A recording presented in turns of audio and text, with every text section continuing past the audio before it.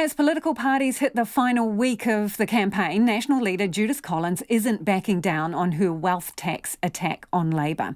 Ms Collins says a Labor Green government would introduce a wealth tax that's, despite Labor, categorically ruling that out. She says Labor can't be taken at their word, but she's asking voters to trust her on what ACT policies she's ruling out adopting. Here's political reporter Yvette McCullough. Yes. Oh, hi, it's Judith Collins. I'm just going around, Judith Collins working the phones with local candidates in Christchurch. We're suggesting that everyone gets out to vote as soon as possible, particularly if you already know where you want to vote. Have you decided on that? And we're encouraging people. Thank you very much.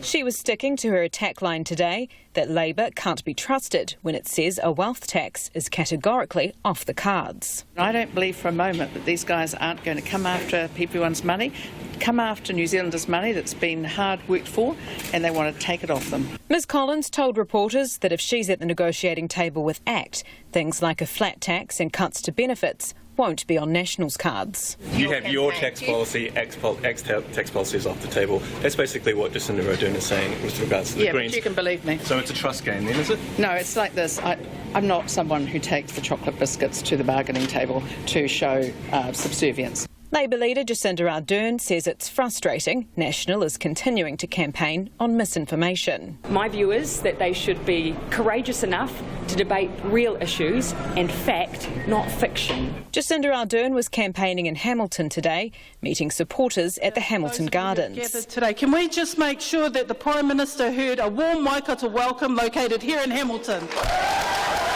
She laid out her party's 5-point plan and long-term vision. If you want to make change, real change, you need to bring people with you. Following her speech, Ms Ardern was mobbed by well-wishers and selfie requests. good luck for this. Can I have a selfie? But it wasn't just a love fest, with Federated Farmers representatives taking the chance to let the Labor leader know their concerns about fresh water. Disillusionment and worry out there amongst farmers about these freshwater changes and everything else that's been heaped upon them.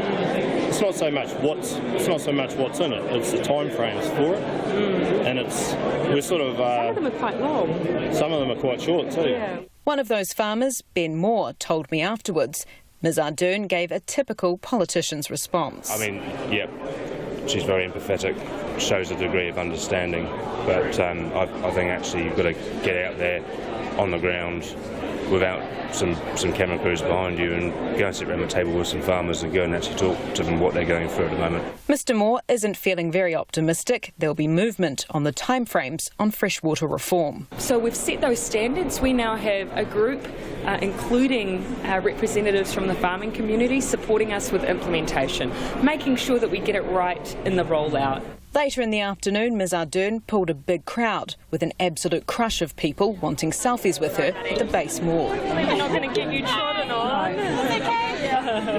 I'll try and move over here so there's a bit of space. Hi. She's my mum. She likes it. Sure. Do you want to get a photo? Yes, please. No trouble. Judith Collins continued to be asked about caucus unity today, but told reporters she's not interested in finding out who leaked a damaging email last week, as she has her campaign to focus on.